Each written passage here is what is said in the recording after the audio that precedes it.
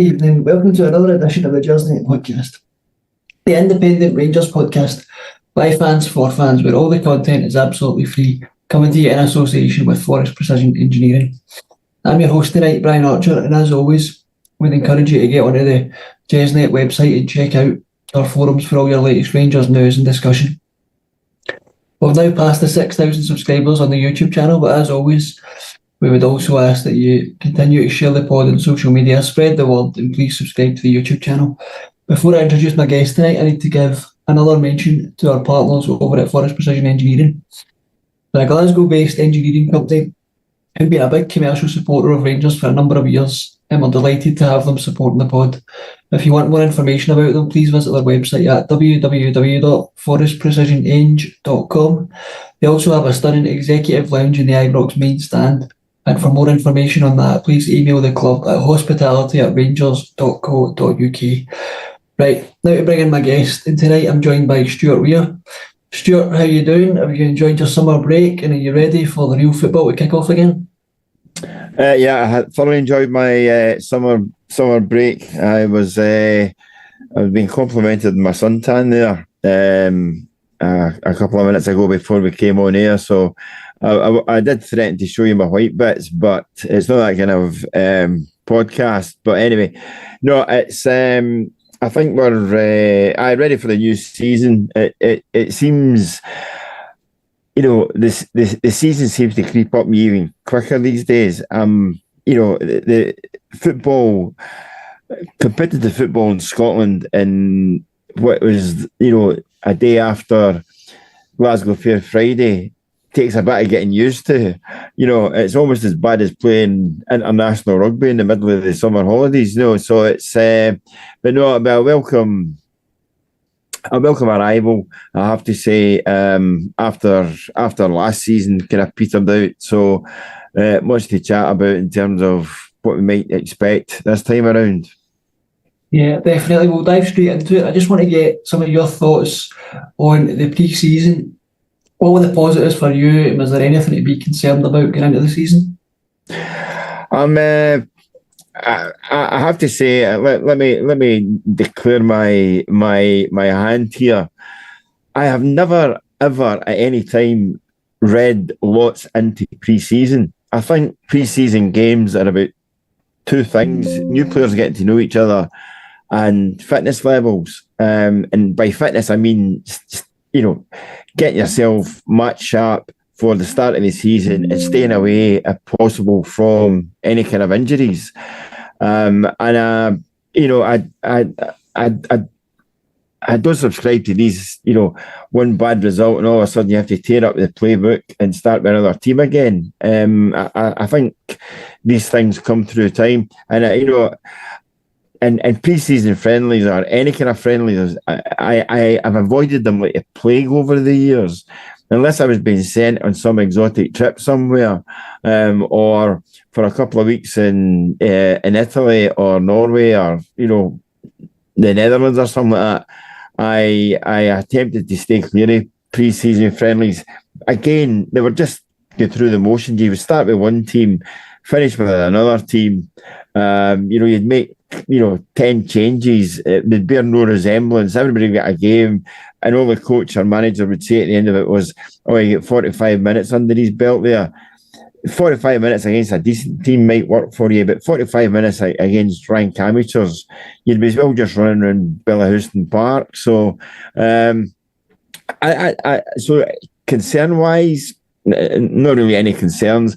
I think if you ask me the same question after 90 minutes against Kilmarnock tomorrow, I might have a very different answer.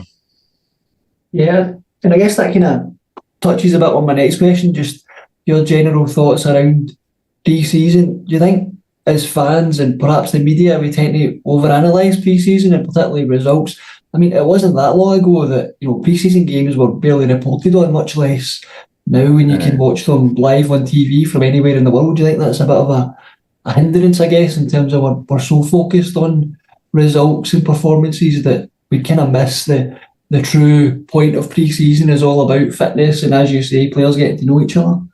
Yeah, I mean, I think, go back far enough, and pre-season it was a different context to what it is now.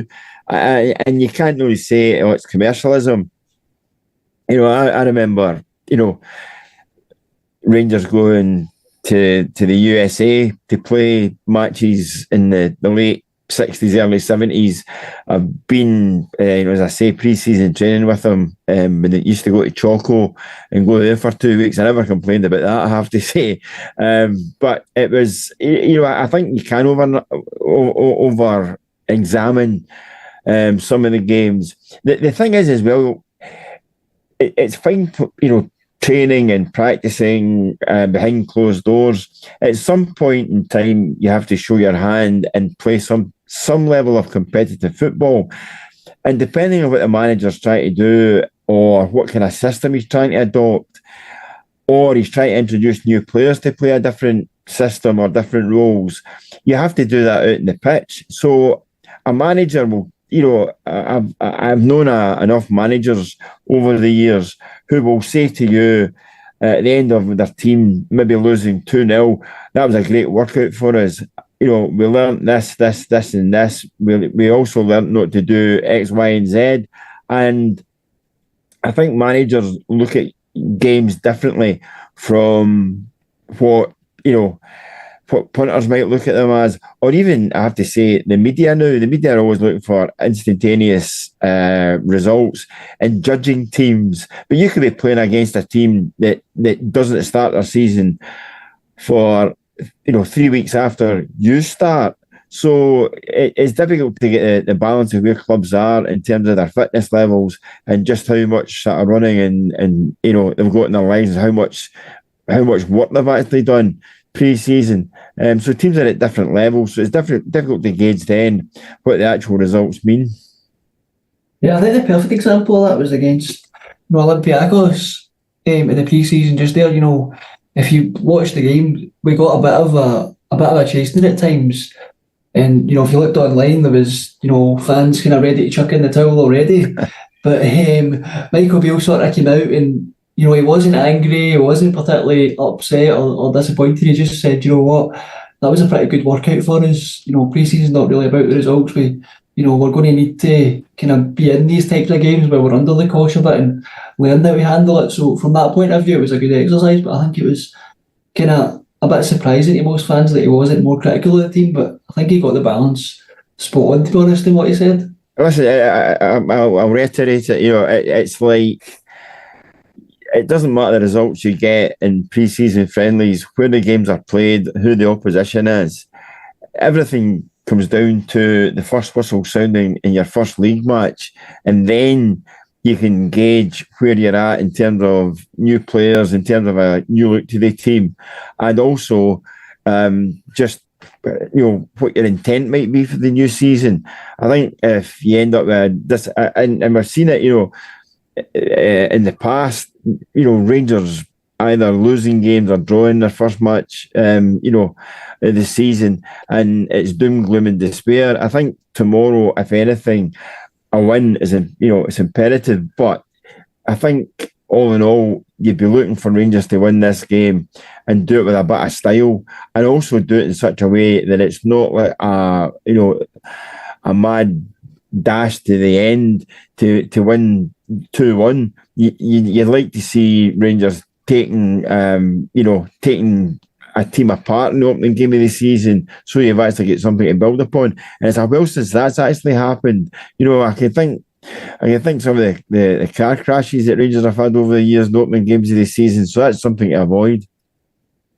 Yeah, definitely. We've just said that we potentially overanalyse pre-season, so let's overanalyse some of the new signings already.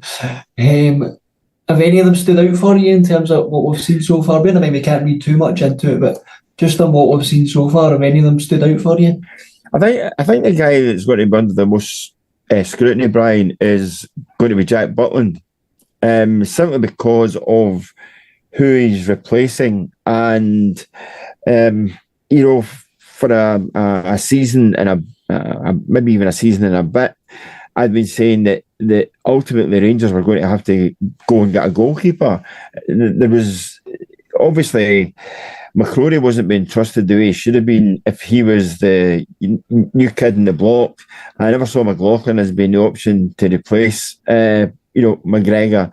And to be honest, McGregor, even though some of his performances were decent, I thought over the last couple of seasons he might have had a mistake in him, and judgment calls weren't quite as defined or definite as they maybe should have been. So Butland comes up with a reputation of having, previously been at Manchester United, and again, regardless of where you are in the pecking order at Manchester United, if you make it to a club of that stature and what they're trying to do, somebody somewhere must rate you, and I think, here's a guy, an England internationalist, was a cert for Stoke City for a period of time, played in the Olympic Games, always seemed to be just one step away from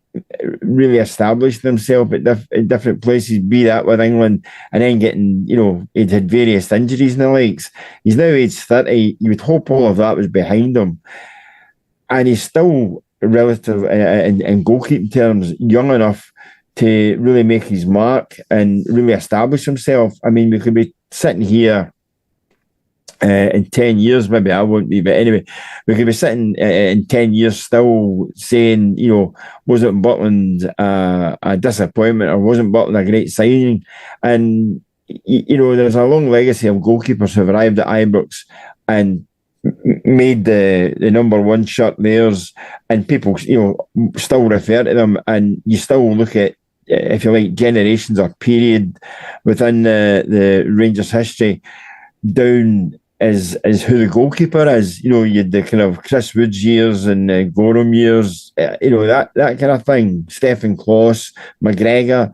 So the goalkeeper's important, to the team, but the goalkeeper can also make a statement in terms of just how successful the team are, because there's very few goalkeepers I've remembered during unsuccessful periods, if you see what I mean. So if Rangers are successful, a lot of it's down to how the goalkeeper performs. And I think Butland is at an age and at a time in his career where he needs a couple of big seasons to re-establish himself and make his mark. Yeah, it's interesting you pick up Butland. One of the things that's kind of impressed me so far about him is he does seem to be a bit of commanding presence, which I think's it's obviously important for a goalkeeper, but I think it's more so important for a Rangers goalkeeper because of how much emphasis we place on that position. You've mentioned them all there in terms of the goalkeepers of the past. He's following in the line of some really top class goalkeepers, so you need to have that kind of self-confidence and self-assuredness about you to really take on that position. And from what I've seen so far, I've been pretty impressed. He's got the stature. He's 6'5", and I was having a laugh on Twitter the other day. There was a photograph of Sheffield United and Alan Hodgkinson. There's a goalkeeper who played 600 games for Sheffield United, and I think he'd be lucky if he made 5'8". So goalkeepers, I think you're looking for goalkeepers to have a presence, but not just a presence in the goal. You're looking for a goalkeeper to use that kind of height advantage and that kind of stature. It's pointless having a 6'5" goalkeeper if he's not going to dominate his 6-yard box. And I think that's been one of the failings in over a number of seasons for Rangers, that the goalkeepers just haven't dominated that particular area. And you're looking for that kind of assured performance and that confidence, and in effect, you're looking for guys to dominate that area, and that kind of rubs off the rest of the team. So, I think as Andy Gorham once said, you're only as good as your last cock up as a Rangers goalkeeper.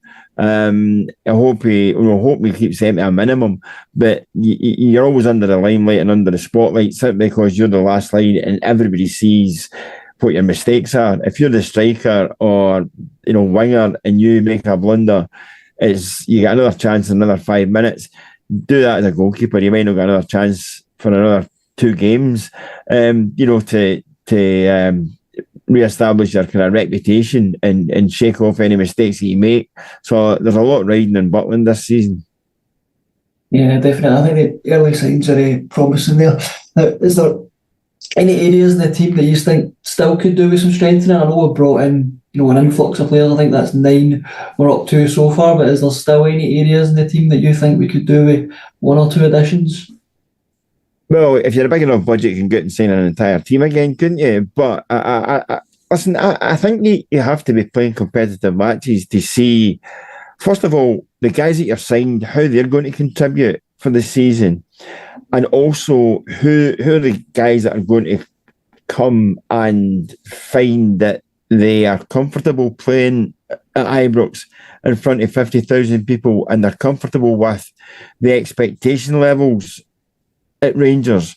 People will say, well, there's, think of the Ibrox or the teams at Ibrox that won championships and trophies and all the rest of it.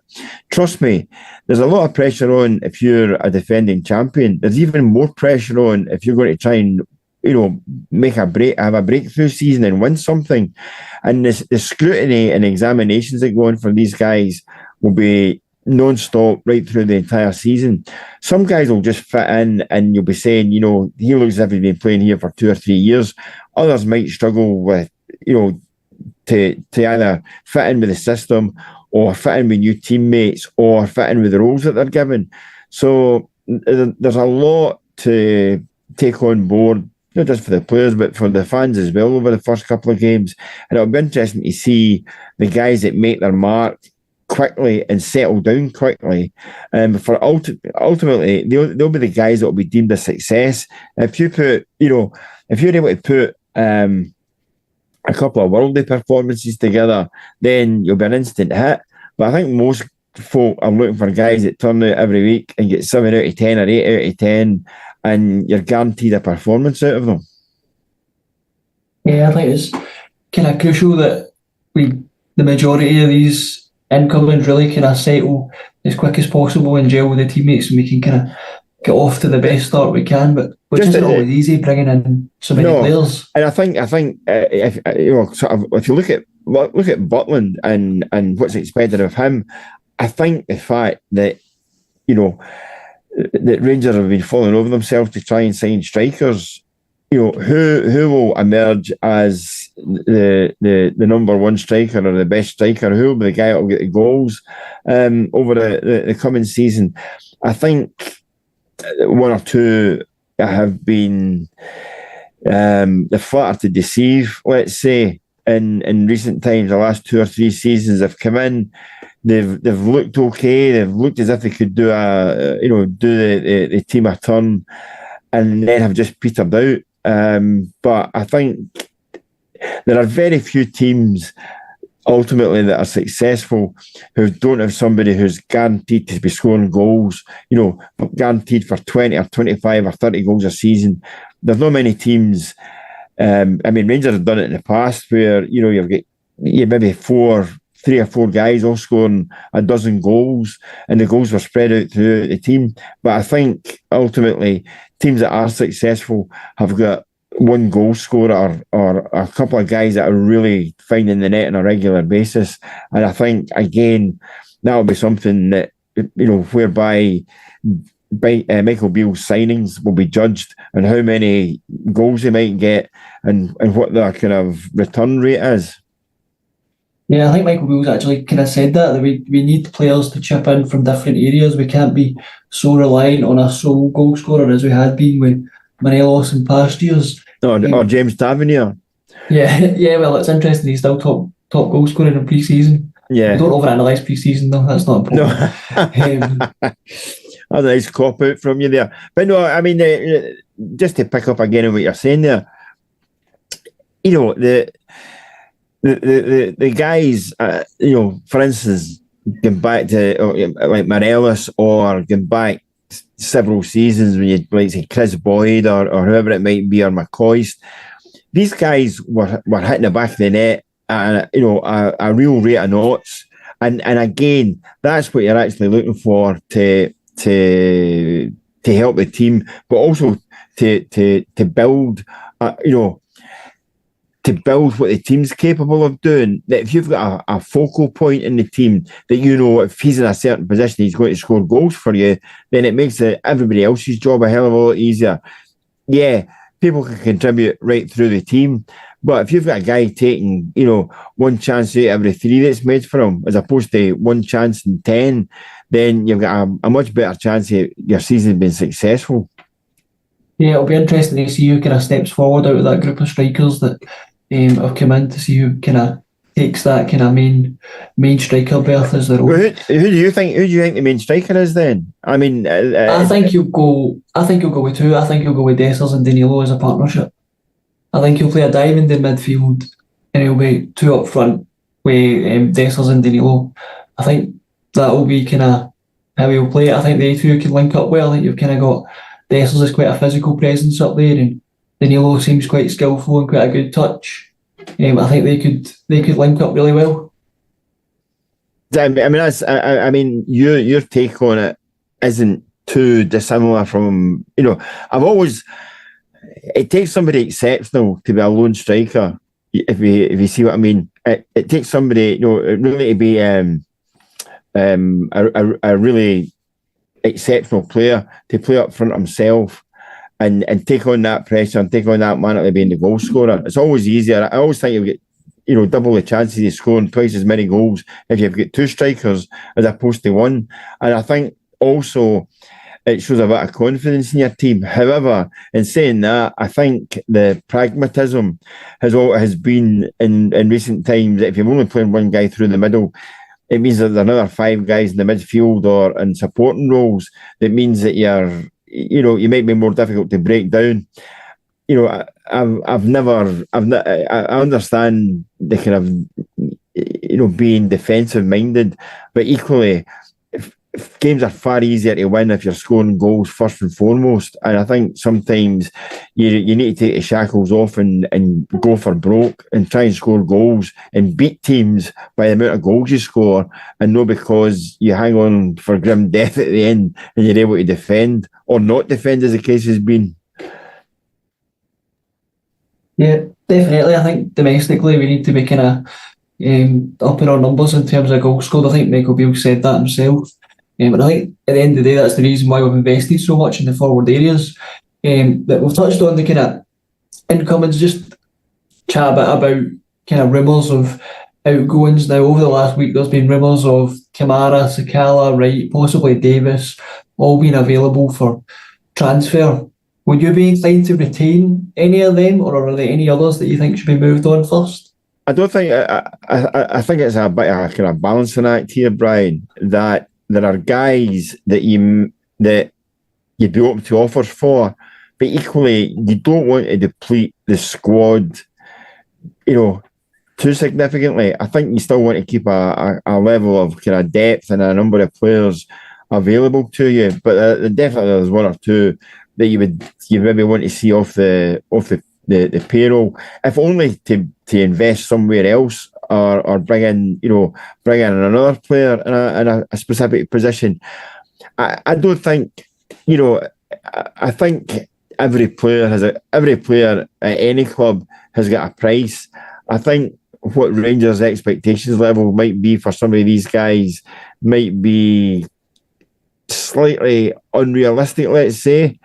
I think, and then you've got to make a decision: are you selling these guys for profit, or are you selling these guys just to get them off the wage bill so you've got money to basically, exploit elsewhere? I think there'll be 1 or 2 more will go. I wouldn't be hurrying anybody out the door too quickly, but I think it'll be understood at Ibrox that it might be that there's other players out there that Rangers might want to bring in before the end of the transfer window, and the only way they're going to do that is to reduce the wage bill. Yeah, I think, as you say, it's a balancing act. You don't want to sell too many, but we probably need to offload some to make room for potentially others we want to bring in, and also give the ones that we have brought in a kind of chance. You never want to be too top heavy in your squad, otherwise you end up a bit like Chelsea of last season. Although I remember, although I do remember sort of Martin Warburton trying to, bring Rangers squad down to what he described as being lean and mean, and it looked so lean you were down to the bone at times. So I think, I think there's players there that Rangers would be open to offers for, but equally, I think there's maybe one or two that if the right offer came in, they would go, but they're not being hurried out the door. Yeah, I think that's probably spot on, to be honest. Now, on to the game on Saturday, first game of the season, away to Kilmarnock on that dreaded plastic pitch. Probably not one that we would have handpicked. Mr. Carpet. It always reminds me of years ago, the sticky carpets you used to get in certain night spots that you would just stick to it and you'd be trying to move or trying to walk or trying to break dance across and nothing would happen. It always looks for me that there's some of the players are decidedly Bambi-esque on these surfaces. They just don't trust where their footing's going to go, and maybe rightly so, but I think it's always at the back of their minds that they're not playing in, it's an artificial surface, and how long will it take them to get used to it? I think other teams cope with it admirably, and other teams are able to get results and have been able to get results at places like Hamilton and Livingston and Kilmarnock over the years with great regularity. So it might be just the mindset. I think maybe if Rangers went out trying to win this game, quickly and get the challenge of Kilmarnock reduced as quick as possible, I think they might find it a hell of a lot easier to play in that kind of surface then. Yeah, I do wonder if we kind of over-egg the surface a bit. I assume that we have similar surfaces at the training centre, so one would wonder if we're not training on that surface on the lead up to the game. But it's like saying that the wee rubber beads that Rangers use are different from the rubber beads that they use at somewhere else. I don't know. I've never got a micrometer out and measured the size of the beads. Listen, it is what it is. I don't think anybody should be playing in that kind of surface. Fine if you're a small town club and you need to use the pitch for other things and other sports and the likes. But I think if you're in the top flight in Scottish football, all games should be played in grass. I don't care how good your if it's G2, G3, 3G, 4G, 8G or whatever you want. I think ultimately football should be played on grass. Yeah, definitely. Taking the pitch aside, do you think this could be a bit of a culture shock for some of the new players in terms of Kelly's style? We know how we'll play. They'll make it physical. They'll make it a battle. They're not going to come and play any pretty stuff. They'll get in our faces, get in about us. This could be a bit of a culture shock for some of the new players who are maybe used to playing in slower leagues where you get a bit more time in the ball, and you don't really get that up here if you're playing for Rangers and going away to a Kilmarnock or a Livingston. I think it could be a culture shock, Brian, for some of the players and how vociferous the away support is for Rangers. I think some of them have had the luxury of having a honeymoon period where, your new guys coming in, let's see what you can do. I think, at 5:30, tomorrow night, I think all that changes. The demand, the level, and the demand and the levels of performance will go up markedly. And I think one or two of them might find out the hard way that if they're not really performing exactly what the fans think of them, and maybe that's what's needed and that's what it takes. Because I think sometimes there've been guys running about, in the last couple of seasons, thinking I play for Rangers, I'm above all of this criticism. Where actually, no, there's been better players over the years than you'll ever be, have been criticised by the Rangers support. And as I say, the demands on those players has always been great. Some step up to the mark, others don't. Yeah, I think it will definitely be an interesting welcome to Scottish football for them. Before we finish up, Stuart, I'm going to ask you for a score prediction for Saturday night. I think Rangers will win 2-0. I'll take that. They win 2-0 and Tavernier scores both goals, and then you'll be back next week wondering who the goals are going to come from up front, because your newfound striking partners didn't actually manage to score any goals.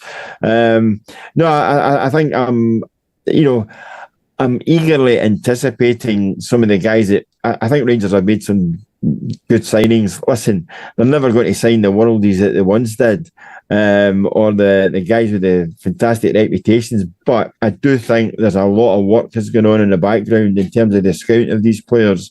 And now we'll see whether the scouting system's up to it, never mind the players that it's managed to recruit. Yeah, a 2-0 win with Tavernier scoring both would suit me just fine. On the opening day of the season, I'll take a 2-0 win with 2 own goals, to be honest. It's just, for me, it's just a win at all costs in the opening game of the season for me. Right, I think we'll call it time there. Big thanks to my guest Stewart for his great insight as always, as well as being live tonight. The show will be available on all podcasting platforms tomorrow, so you'll be on iTunes, Spotify, Acast, Stitcher, all the usual platforms, and we'd ask that you leave us a rating on your preferred podcasting app. The pod will be back in the usual Sunday evening slot. I think it's myself, Ian and Colin, so we'll be back to look back from all the action on the weekend's match. Until next time, bye for now.